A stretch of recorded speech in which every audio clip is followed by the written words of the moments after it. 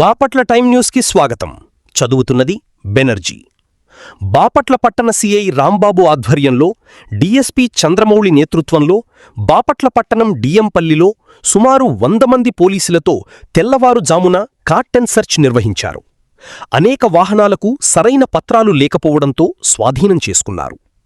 నేరాలను నియంత్రించడానికి కార్టెన్ సెర్చ్ ఎంతో ఉపయోగంగా ఉంటుందని, ప్రజలందరూ వివాదాలకు దూరంగా ఉంటూ ప్రశాంతమైన జీవితాన్ని గడపడంతో పాటు కుటుంబ సభ్యులకు దగ్గరగా ఉంటూ కష్టపడి సంపాదిస్తూ జీవితాన్ని ఆస్వాదించాలి తప్ప నేరాలకు పాల్పడుతూ సాంఘిక కార్యకలాపాలకు పాల్పడితే కఠిన చర్యలు తీసుకుంటామని పట్టణ సీఐ రాంబాబు స్థానికులను హెచ్చరించారు.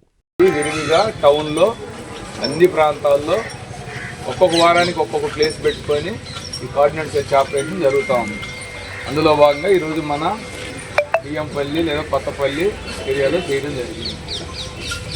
మీ దగ్గర ఉన్నటువంటి వాహనాలు ఏమున్నా, అది 4 వీల్ కావచ్చు, 3 వీల్ కానీ, 2 వీలర్ కానీ, ఏదైనా కానీ ఆ డాక్యుమెంటేషన్ మీ దగ్గర పెట్టుకోవాలా, హార్డ్ కాపీ ఉండాలా, లేదు మొబైల్స్ మీరు సిస్టమేటిక్గా పెట్టుకొని ఉండాలి.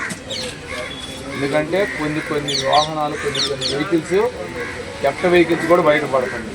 మీకు ఎవరో సుబ్బారావు అమ్ముతాడు, ఆయనకి ఇంకొక వెంకటరావు అమ్ముతాడు, దొంగ ఆడికి అమ్మినాడు. అలాంటి వెహికల్స్ కూడా ఈ సెర్చింగ్లో మనకి బయటపడతా ఉంది. అందరూ ఇక్కడ డిసిప్లైన్డ్గా ఉన్నారని నేను భావిస్తామండి. ఎవరైనా ఇర్రెగ్యులర్గా అవుట్ ఆఫ్ టైంలో రోడ్ల మీద కూర్చోవటం, కారణం లేకుండా తిరగటం, ఇలాంటివి ఉన్నా కానీ వాళ్ళ మీద అప్రాపరియేట్ యాక్షన్స్ ఉంటాయి. పోలీస్ స్టేషన్లో కూర్చోబెట్టడం జరుగుతుంది. నైట్ రౌండ్స్ ఎప్పుడన్నా కానీ ఎస్ఐ కానీ నేను కానీ చాలాసార్లు ఈ వీధుల్లో తిరగడం జరిగింది. అలాంటివి ఎక్కడ కనపడట్లేదు. ఒకవేళ అలాంటివి ఏమైనా ఉన్నా కానీ మీరు అందరూ కూడా మీ ఇంట్లో ఉన్నటువంటి అందరికీ చెప్పాలి.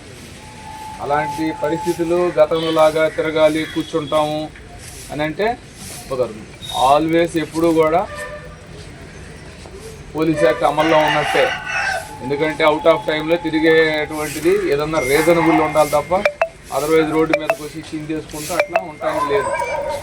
తర్వాత మీ ఏరియాలో ఆల్రెడీ 4 ఉన్నారు సార్ రౌడీ షీటర్స్. వాళ్ళ ఇల్లు కూడా చెక్ చేయడం జరిగింది. కమలాకర్ అని ఒకడు ఉన్నాడు, ఇతను కౌన్సిలింగ్కి రావట్లేదు, అతను తీసుకెళ్లి స్టేషన్లో కూడా కూర్చోబెట్టడం జరిగింది. ఏదైతే చెడు ప్రవర్తన కలిగినటువంటి వాళ్ళు, కొంత వాళ్ళ మీద కేసులు అయినటువంటి వాళ్ళు, క్రిమినల్ కేసుల్లో ఇన్వాల్వ్ అయినటువంటి వాళ్ళ పైన రౌడీ షీట్లు ఓపెన్ అయింది. వాళ్ళు రావాలా.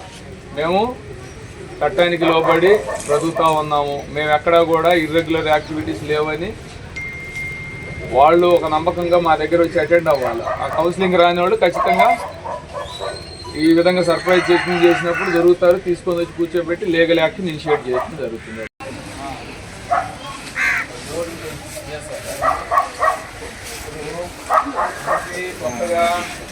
ఈరోజు బాపట్ల సబ్ డివిజన్ పోలీసులు వాళ్ళందరము డిఎంపల్లిలో కోఆర్డినేట్ సెర్చ్ చేయడం జరిగింది. దీనిలో భాగంగా సబ్ డివిజన్లో ఉన్నటువంటి అన్ని పోలీస్ స్టేషన్స్ సిబ్బంది అందరూ సుమారు 35 మెంబర్స్ దాకా రావటము, ప్రతి ఇళ్ళు చెక్ చేయడము, ఇంట్లో ఉండే వాహనాల యొక్క రికార్డ్స్ అవన్నీ వెరిఫై చేయడం జరిగింది. ఏదైతే వెహికల్స్కి రికార్డ్స్ లేవో వాటిని మేము తీసుకెళ్తున్నాము. ఒకవేళ మీ దగ్గర అందుబాటులో లేకపోతే తర్వాత వచ్చైనా చూపించి తీసుకెళ్ళవచ్చు. నేను ఒకటే ప్రజలందరికీ విజ్ఞప్తి చేస్తుంది ఏంటంటే, కొన్ని వెహికల్స్ కొంతమంది తక్కువ రేటుకు వస్తుందని కొంటము, తాకట్టు పెట్టుకోవడం జరుగుతుంది. దయచేసి అటువంటి చేయొద్దండి. ఎందుకంటే చాలామంది ఒక ప్లేస్లో దొంగతనం చేసి అవి తీసుకొచ్చి ఇటువంటి ఇంటీరియర్ కాలనీల్లో తక్కువ రేటుకు వస్తుందని, ఏదో మా పిల్లలకి ఆరోగ్యం బాగాలేదు, హాస్పిటల్ అర్జెంట్ పని ఉందని చెప్పేసి తీసుకెళ్తుంటారు. 10-15 వేలు చేతిలో పెట్టి వెళ్ళిపోతుంటారు. మరలా వాళ్ళు రారు. ఆ తర్వాత వాళ్ళు ఎక్కడో ఇక్కడ దొంగతనం కేసుల్లో మళ్ళీ దొరుకుతారు. దొరికినప్పుడు మాకు ఇవన్నీ మళ్ళీ రికవరీ కింద వస్తుంటాయి. అప్పుడు మళ్ళీ మేము వీటినన్నీ తీసుకెళ్ళటము, స్టేషన్ కోర్టు పెట్టడం జరుగుతుంది. ఆ విధంగా మీరు 2 విధాలుగా నష్టపోతారు. మిమ్మల్ని కూడా ఇలా రిపీట్గా చేశారంటే మిమ్మల్ని కూడా కేసుల్లో వాళ్ళతో పాటు కేసుల్లో పెట్టడానికి వెనకాడము. అదేవిధంగా ఇటీవల కాలంలో ఈ గంజాయి అనేది చాలా ఎక్కువగా వాడుకలోకి వస్తున్నది. పెద్దలకు తెలియకుండా పిల్లలు దీన్ని ఎక్కువగా సేవిస్తున్నారు. గంజాయి మత్తులో వాళ్ళు ఏం చేస్తున్నారో ఏమిటో తెలియకుండా నేరాలకు పాల్పడుతున్నారు. కావున దయచేసి నేను ఒకటే విజ్ఞప్తి చేస్తున్నాను తల్లిదండ్రులకి, మీరు మీ పిల్లలు ఏం చేస్తున్నారో ఒక కన్నేసి ఉంచండి. ఇటువంటి వాటికి ఏదన్నా అలవాటు పడ్డారని మీకు అనుమానం వస్తే మా పోలీసులకి ఇన్ఫామ్ చేయండి. డ్రగ్ డీ అడిక్షన్ సెంటర్స్ కొన్ని ఉన్నాయి, అక్కడ పంపించి వాళ్ళని మళ్ళీ మామూలు ప్రజలు జనాలుగా మనము వాళ్ళని చేయొచ్చు. డీ అడిక్షన్ సెంటర్స్లో ఫ్రీగానే వాళ్ళ ట్రీట్మెంట్ చేస్తారు. అలాగే చాలామంది అఫెండర్స్ దూర ప్రాంతాల నుంచి వచ్చేసి ఇక్కడేదో మేము ఆ కంపెనీలో ఈ కంపెనీలో ఉద్యోగం చేస్తామని చెప్పి రెంట్కి తీసుకుంటున్నారు. జనరల్గా బయట వాళ్ళు ఇచ్చే కంటే 1,000-2,000 ఎక్స్ట్రా ఇచ్చే రెంట్కి తీసుకుంటారు. ఎందుకంటే అందరూ రెంట్కి ఇవ్వరు కాబట్టి చెక్ చేసుకుంటారు కాబట్టి కొన్ని ఏరియాస్లో ఇవ్వటం లేదు. సో మీరు ఉద్యోగం చేసుకుంటున్నాడని కదా ఉద్దేశంతో ఇస్తే వాళ్ళు ఈ అఫెన్సులకి చేస్తూ నైట్ టైం వెళ్ళిపోయి నైట్ డ్యూటీ అని చెబుతారు. మీకు ఎక్కడ ఏం పని చేస్తున్నారంటే పలానా కంపెనీలో నైట్ డ్యూటీ చేస్తున్నారంటే నైట్కి వెళ్ళిపోతున్నాను అంటారు. కానీ వాళ్ళు వెళ్ళేది కంపెనీలో ఉద్యోగం చేస్తానికి కాదు, అఫెన్స్ చేస్తానికి. అందుకని దయచేసి మీ రెంట్కి ఇచ్చిన వాళ్ళు, రెంట్కి ఉండేవాళ్ళు ఏం చేస్తున్నారో ఒక కన్నేసి ఉంచండి.